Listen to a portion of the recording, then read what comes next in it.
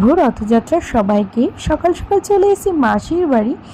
এই প্রথমবার আমার ছোট ননদের উদ্যোগে মাসির বাড়ি হয় জগন্নাথ দেবের পুজো। এখানে কাজু কিশমিশ দিয়ে দেখো ঠাকুরকে কি সুন্দর মালা পরিয়েছে আমার ছোট ননদ। চলো এবার তোমাদের ভোগ দর্শন করাই।